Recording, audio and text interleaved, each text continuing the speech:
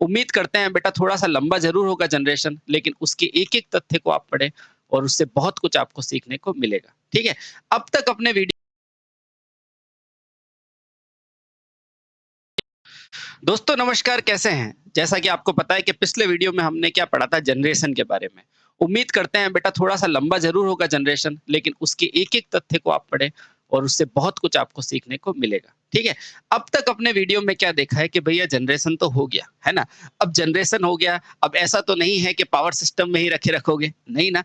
क्यों? क्योंकि बेटा इन्हें यूज़ करना बहुत ज़रूरी है। तो देखो, पहले अपन ने पढ़ा जनरेशन और अब पढ़ेंगे बेटा वितरण, जहाँ पर हम बात कर रहे होंगे कि इस उत्पादित ऊर्जा को कैसे घरों तक भेजा जाए। ठीक है? बहुत बढ़िया। अच्छा, तो फिर से आपका प्रश्न उठेगा कि सर अगर हम भेज रहे हैं तो कैसे भेजेंगे? तो साथियों इसे ओवरहेड लाइन यानी कि ओवरहेड यानी कि सर के ऊपर की लाइन, है ना? और अंडरग्राउंड लाइन यानी कि भूमि के अंदर की लाइन के माध्यम से भेजा जाता है ना? अब ये क्या है, क्यों है, किस लिए है, ये सारी चीज़ों की हम बात कर लेंगे। लेकिन उससे पहले मैं एक छोटी-सी चीज़ बता देता हूँ आपको। क्या बता देते हैं सर? कि देखो बेटा एक होता है ट्रांसमि एसी, है ना? एक होता है डीसी। बहुत बढ़िया। अब ये क्या है, क्यों है, क्या फ़ायदा है बेटा वो सारी चीज़ें मैं बताऊँगा। लेकिन एक चीज़ ध्यान रखना, हम चाहे कुछ भी लें, उत्पादन जो होगा ना, यानी कि विद्युत का उत्पादन जो होगा ना वो बेटा कभी भी डीसी में नहीं होगा। विद्युत का उत्पादन कभी भी बेटा डीसी में नहीं होगा, ध्यान रखना। विद्युत का उत्पादन हमेशा बेटा किस में होता है? एसी में होता है, इसलिए बेटा इसका निशान भी बेटा ऐसा लगाते हैं। क्यों? इसका कारण क्या है? इसका कारण सिवाय यही है कि भैया अपन विद्युत को किसी ऊर्जा के माध्यम से क्या कर रहे हैं? उत्पादित कर रहे हैं और उसके अंदर क्या लगाते हैं? अल्टरनेटर लगाते हैं। क्या लगाते हैं भैया? अल्टरनेटर लगाते हैं। और बेटा अल्टरनेटर जो होता है ना, वो मुख्य रूप से क्या होता है? बड़ा एसी जनरेटर होता है। सर और कैसे समझेंगे? और ऐसे समझेंगे साथी, जैसे अल्टरनेटर में बेटा क्या होता है? इस तरह से ही तो विद्युत उत्पन्न करोगे, A phase, B phase, Y phase इस तरह से, है ना? तो हमेशा बेटा ये उत्पन्न होने वाला एसी ही होगा। ठीक है? बहुत बढ़िया। लेकिन जब मैंने उत्पादन कर दिया, तो अगला टर्म क्या आएगा मेरे पास? वितरण का आएगा। क्या आएगा बेटा? वितरण का आएगा। बहुत बढ़िया। अच्छा, यानी कि कह सकते हैं मैं कहूँगा पारेषण का आएगा। पारेषण यानी कि भेजना। ठीक है? बहुत बढ़िया। यहाँ पे बेटा स्थानांतरण को आप पारेषण भी लिख सकते हैं, यानी कि पारेषित करना भी इसका मतलब हो सकता है। बोलो ठीक है? आप कहेंगे हाँ सर। यहाँ पता है कि हम इस भेजने की क्रिया को बेटा एसी से भी कर सकते हैं, डीसी से भी कर सकते हैं। यहाँ ध्यान रखना बेटा, अगर लाइन 600 किलोमीटर से ऊपर है ना, तो उसके लिए एसी की अपेक्षा डीसी किफ़ायती होता है। क्यों होता है ये सब हम पढ़ेंगे, ठीक है? बहुत बढ़िया। अभी सब ध्यान रखो, ठीक है? चलिए, अब वो बात आएगी कि सर तो वितरण किसमें होगा? तो वितरण किसमें होगा? तो ध्यान रखना बेटा, वितरण भी कभी भी डीसी में नहीं होता। ये वितरण हमेशा किस में होगा? एसी में होगा। क्यों होगा? क्योंकि बेटा हमारे पास ज़्यादा से ज़्यादा होम अप्लायंस होते हैं, वो किस पर कार्य करते हैं? वो बेटा किस पे कार्य करते हैं? एसी पर कार्य करते हैं। ठीक है? बहुत बढ़िया। आप समझ पा रहे हैं? तो यहाँ हमने ये समझा कि एक पावर सिस्टम के अंदर 3 प्रमुख तत्व होते हैं, ठीक है? यहाँ तक हमने क्या समझा साथी कि हमारा जो पावर सिस्टम होता है, पावर सिस्टम, इस पावर सिस्टम के अंदर बेटा 3 प्रमुख तत्व होते हैं। बिल्कुल प्रैक्टिकल समझा रहा हूँ आपको बेटा, आराम से समझ लीजिए। पहला क्या होगा? जनरेशन जिसे कहते हैं बेटा उत्पादन। ठीक है? और उत्पादन हमेशा किस पे होता है? 11 केवी पे होता है। आपने देखा है ना? हाँ, 11 केवी पर होता है। ठीक है? बहुत बढ़िया। उत्पादन के लिए आपको एक चीज़ हमेशा ध्यान रखनी है कि बेटा कभी भी डीसी के लिए उत्पादन नहीं होता बेटा, ध्यान रखना। अगला क्या ध्यान रखेंगे सर? अगली बात ये ध्यान रखेंगे कि उत्पादन हमेशा और हमेशा किस पे होता है? तो बेटा हमेशा किस पे होता है? एसी पे होता है। क्या इतनी चीज़ याद रहेगी? आप कहेंगे बिल्कुल रहेगी और रहनी भी चाहिए। ठीक है? चलिए बहुत बढ़िया। इसके बाद पावर सिस्टम का जो दूसरा प्रमुख अंग होता है ना साथियों, उसे कहते हैं पारेषण। क्या कहते हैं बेटा? पारेषण। पारेषण का मतलब उत्पादित ऊर्जा को एक छोर से दूसरे छोर पर भेजना बेटा क्या कहलाता है? पारेषण कहलाता है। और ध्यान रखना बेटा, पारेषण डीसी में भी हो सकता है और पारेषण एसी के साथ भी हो सकता है, ठीक है। और एक चीज और ध्यान रखना बेटा, यहाँ नोट डाल के लिखो कि यदि बात 600 किलोमीटर से अधिक की होगी, अभी बेटा आप आईटीआई में हो तो इतना ध्यान रखो, ये बहुत इंपॉर्टेंट है। एक ग्राफ बनता है, उससे हम इसको समझते हैं, ठीक है। चलिए, तो यहां से मैं कह सकता हूं, क्या कह सकते हैं सर, चलो ये बना ही देता हूं कि जो 600 किलोमीटर से कम की रेंज है ना बेटा, वहां पर क्या काम में ज्यादा फायदा होती है, एसी। लेकिन 600 से ज्यादा वाली में डीसी फायदेमंद होती है, बस इतना ध्यान रखो, ठीक है। बहुत बढ़िया। अब क्यों होती है ये सब हम पढ़ेंगे, डोंट वेरी। 600 किलोमीटर से ज्यादा में कौन से फायदेमंद होती है बेटा, डीसी फायदेमंद होती है, ठीक है। बहुत बढ़िया। और तीसरा प्रमुख अंग जो मेरे साथी वो है, वो क्या है, वो है बेटा घरों घरों में सप्लाई को, या अपन इंडस्ट्री में सप्लाई को क्या करना, वितरित करना, वितरण करना। और वितरण को ही कहते हैं बेटा बांटना, ठीक है। बहुत सही।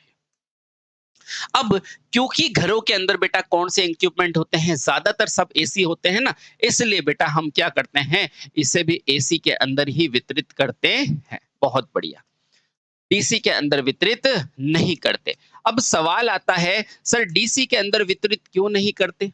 तो ध्यान रखना बेटा, डीसी को क्या करना पड़ता है, स्टोर करके रखना पड़ता है। जैसे मैंने बैटरी पढ़ाई थी ना, तो बैटरी में चीजों को स्टोर किया जाता था। तो बेटा अगर डीसी में दोगे तो हर जगह आपको क्या लगानी पड़ेगी, बैटरियां लगानी पड़ेगी, जो कि उत्पादन की दृष्टि से या वितरण की दृष्टि से अच्छा नहीं है।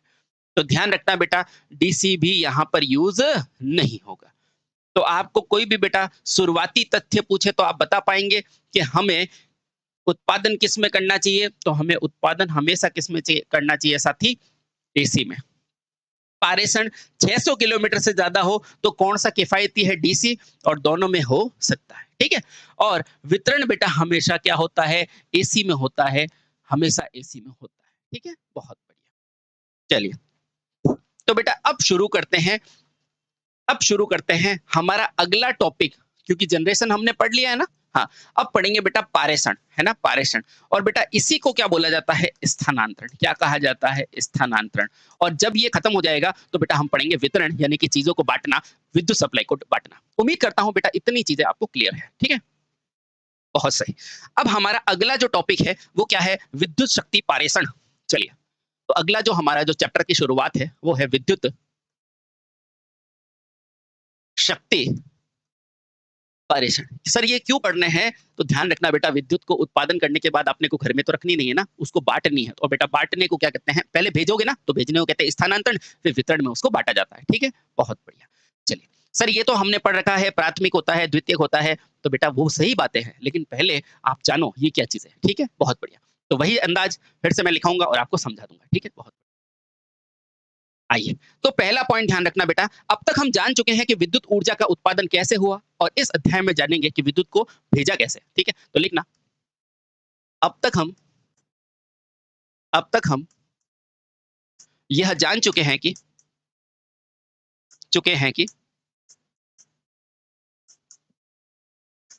विद्युत विद्युत ऊर्जा का ऊर्जा का स्थान नहीं, विद्युत ऊर्जा का उत्पादन कैसे होता है, जान चुके हो कि नहीं। बिल्कुल। परंपरागत ऊर्जा स्रोत, गैर परंपरागत पढ़ा है ना, बिल्कुल। उत्पादन कैसे होता है, कैसे होता है। अब देखना बेटा, अतः अतः इस उत्पादित ऊर्जा को, इस उत्पादित ऊर्जा का कहां से बेटा, जनरेशन से वितरण तक जो स्थानांतरण है ना, उसे क्या कहा जाता है, पारेषण कहा जाता है। बहुत बढ़िया। अतः इस उत्पादित ऊर्जा का उत्पादन केंद्र से उत्पादन केंद्र से वितरण तक का, वितरण यानी कि हमें देने तक का, वितरण तक का स्थानांतरण, स्थानांतरण यानी कि एक स्थान से दूसरे स्थान पर भेजना, स्थानांतरण ही क्या कहलाता है बेटा, विद्युत शक्ति पारेषण कहलाता है। उम्मीद करते हैं इसमें कोई डाउट नहीं होगा। विद्युत शक्ति पारेषण कहलाता है, ठीक है बेटा। आप कहेंगे हाँ सर 100% ठीक है, बहुत बढ़िया। अच्छा, इसका मतलब क्या है? इसका मतलब ये है कि हमें जो भी ऊर्जा उत्पन्न की है ना बेटा, यानी कि जो 11 केवी पर हम अलग-अलग जनरेटर से, अलग-अलग संयंत्रों से जो ऊर्जा उत्पादित कर रहे थे ना, उसे आगे भेजना है। अच्छा, तो सवाल उठता है, तो सर हाथ से तो भेजोगे नहीं, किसके माध्यम से भेजोगे? तो पहला टॉपिक इसके अंदर आता है साथियों, पारेषण लाइन। कौन-सा आता है? पारेषण लाइन। अच्छा, सर ये पारेषण लाइन कितने प्रकार की होती है? तो मैंने बोला था आपको, एक ओवरहेड जो हेड यानी कि सर के ऊपर की लाइन होती है, एक होती है बेटा अंडरग्राउंड जो क्या होती है, ग्राउंड होता है ना जैसे जमीन उसके नीचे से भेजते हैं। अरे वेरी गुड। थोड़ा कॉमन सेंस लगाओ, मुझे बताओ कहीं फॉल्ट आ जाए तो कौन-सा इज़िली देख सकते हो? बिल्कुल सही सोचा बेटा क्या ओवरहेड आसानी से देखा जा सकता है बिल्कुल। तो सर अंडरग्राउंड क्यों यूज करते हैं? तो बेटा ध्यान रखना जहां बहुत आबादी वाला एरिया होता है ना वहां इस तरह की लाइंस यूज की जाती है। और भविष्य में आप देखोगे कि सारी के सारी लाइनें लगभग सारी के सारी हम क्या करेंगे अंडरग्राउंड लाइंस भेजेंगे है ना। जैसे जैसे चैप्टर अच्छा आगे बढ़ेगा ना तो बेटा इसमें इंटरेस्ट आने लगेगा। तो बस आपको हमेशा कोई भी चीज जो मेरे से पढ़नी है बेटा दो चीजें रखनी है। एक तो आपका स्टेमिना अच्छा होना चाहिए कि भैया मैं पढ़ सकता हूँ, ठीक है? और दूसरा आप आराम से शांति से पढ़ना, ठीक है? आपको हर चीज़ आपके सिलेबस की क्लियर हो जाएगी, ठीक है? चलिए शुरू करते हैं पारेषण लाइन, वो लाइन जहाँ से हम विद्युत ऊर्जा भेजते हैं, आ जाओ। तो अगला जो इम्पोर्टेंट आता है, वो टॉपिक आता है बेटा ट्रांसमिशन लाइनें। कौन-सा आता है? ट्रांसमिशन, ट्रांसमिशन लाइन, बहुत बेहतरीन। सर ये ट्रांसमिशन लाइन क्या होती है? इसको थोड़ा समझा दीजिए, तो मैं बताता हूँ बेटा लिखना। किसी शक्ति संयंत्र से विद्युत ऊर्जा को उपभोक्ता तक जिस माध्यम से एक सब स्टेशन से दूसरे सब स्टेशन तक या संयंत्र तक पहुंचाता है, वो माध्यम क्या कहलाता है बेटा? ट्रांसमिशन लाइन कहलाता है। तो पहला पॉइंट लिखना, यह एक विद्युत ऊर्जा ऊर्जा स्थानांतरण का यानी कि एक जगह से दूसरे जगह पहुंचाने का स्थानांतरण का माध्यम है। क्या है बेटा? एक माध्यम है। अब ये कौन-सा माध्यम है ये सब पढ़ेंगे डोंट वरी। क्या पहली लाइन क्लियर हुई? आप कहेंगे हुई। अब देखो इसमें हो क्या रहा है। इस माध्यम की मदद से इस माध्यम की मदद से उत्पादित ऊर्जा